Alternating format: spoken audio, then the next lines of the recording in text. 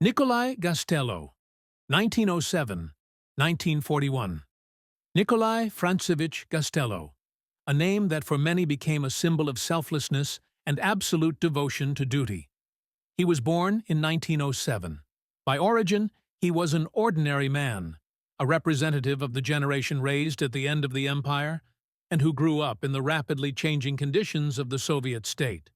Before becoming a military pilot, he worked as a metalworker, with tools in his hands, with skill in working with machinery, and with respect for a craft done honestly and conscientiously.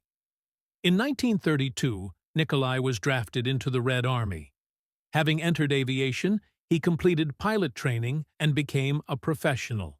He mastered piloting techniques, bombing, and navigation. Flight service required many skills, discipline, courage, and the ability to make quick decisions in critical situations.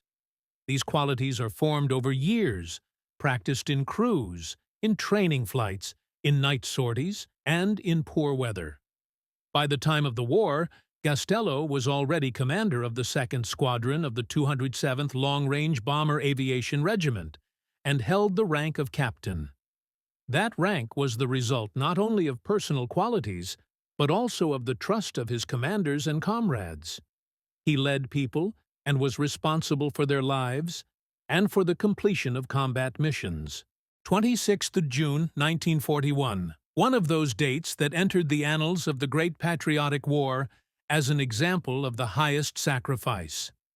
On that day, the crew under Captain Gastello's command took off on a combat mission to strike a column of enemy mechanized forces moving along the road between the Belarusian towns of Molodechno and Radoshkovichi. The task was strategically important.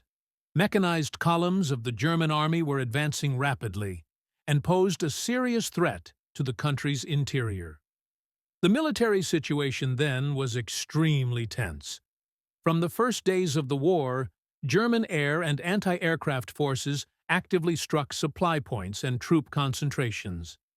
The columns were well protected, with defensive coverage and firing positions. As Gastello's crew approached the target, they ran into heavy anti-aircraft fire. During the engagement, the plane was severely damaged. A shell struck the fuel tank, and the aircraft caught fire. Fire on board is one of the most terrible situations for a pilot and crew. Flames spread quickly. Toxic smoke fills the cockpit. Control is lost. Tanks and wings begin to fail. According to the official account, the pilot had the opportunity to bail out and save himself. At that moment, Captain Gastello made a decision that would later become a symbol of extreme bravery.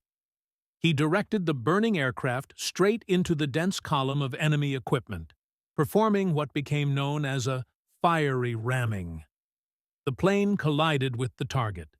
Explosion and fire destroyed part of the column, blocked the road, inflicted damage on the enemy, and the pilot sacrificed his life. It is important to note, contemporaries perceived this act as a deed of heroism, and Gastello's name became proverbial. Soviet newspapers and bulletins described his act as the highest sacrifice for the motherland. According to official reports, it was the first fiery ramming in the Great Patriotic War, and in the months and years that followed, similar acts of bravery were reported in frontline communiques and remembered by the people. For his self-sacrifice, he was posthumously awarded the highest state honor, the title Hero of the Soviet Union. However, and this is extremely important, history is seldom unequivocal. In post-war and more recent research, historians and local researchers began to examine the events of that early summer day of 1941 more closely. Discrepancies appeared in eyewitness accounts. Questions arose about several details: the exact location of the strike, the aircraft's trajectory, certain technical aspects. Some researchers have questioned parts of the official version and attempted to reconstruct the course of events based on documents, archival materials, reports, and witness statements. Nevertheless, And this too is crucial. Even if some facts remain subject to debate, the image of Gastello as a person who did not abandon the battlefield and who chose duty over personal safety became a moral reference for many. The symbolic power of such an action lies in its example for comrades, for those who stood beside him in battle, and for a generation confronted with catastrophe and in need of heroism. Let us look briefly at the context. What type of plane carried out the mission? What equipment the pilots had? And why a fiery ramming might have seemed the only way to affect the outcome of that particular combat task.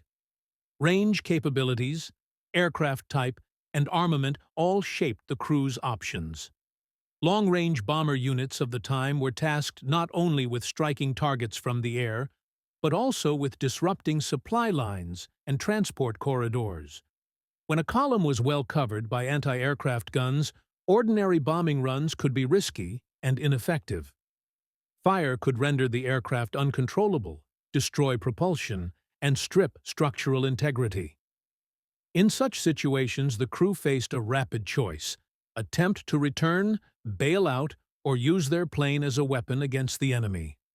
When someone on the battlefield chooses to give their life to change a specific episode, that action is evaluated not only militarily, but also morally and ethically. The memory of such people becomes part of collective history. In the USSR, Gastello's deed was widely publicized. Letters, articles, stories, monuments.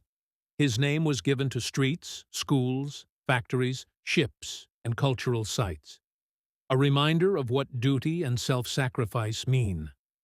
But let me also speak of the personal side. What did this loss mean for comrades and relatives? When a commander dies, a person with whom you shared training flights, combat missions, and quiet conversations before the next assignment.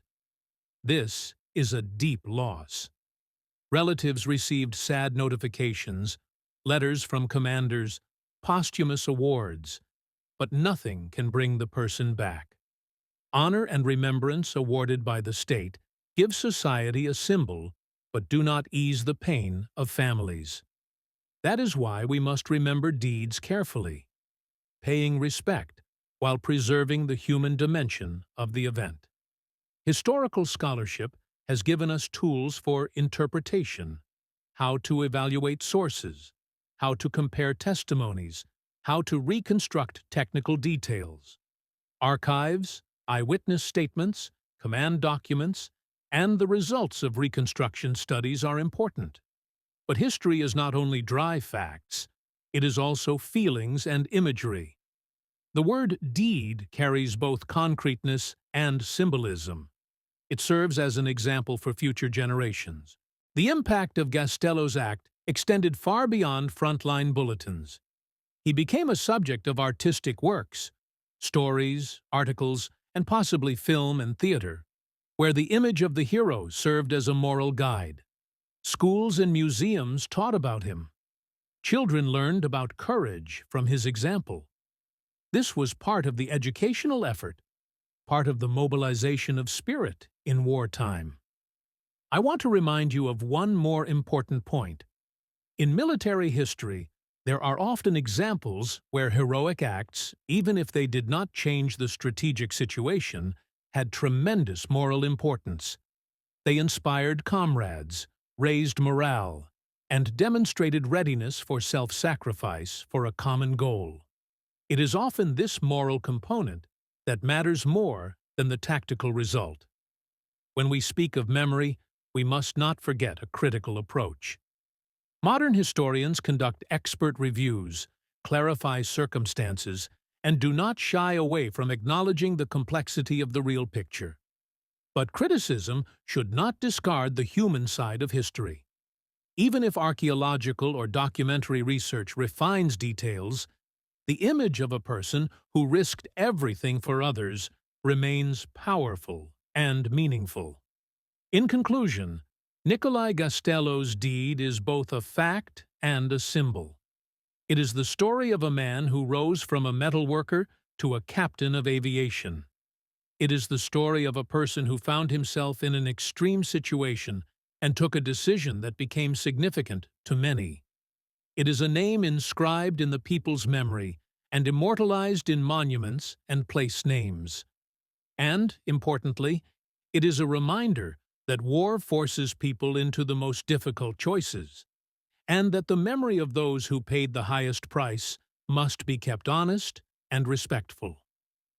In closing, when we remember Nikolai Gastello, we remember not only the deed of one man, but the millions of lives involved in a devastating struggle. We remember what duty, honor, and responsibility toward fellow citizens mean.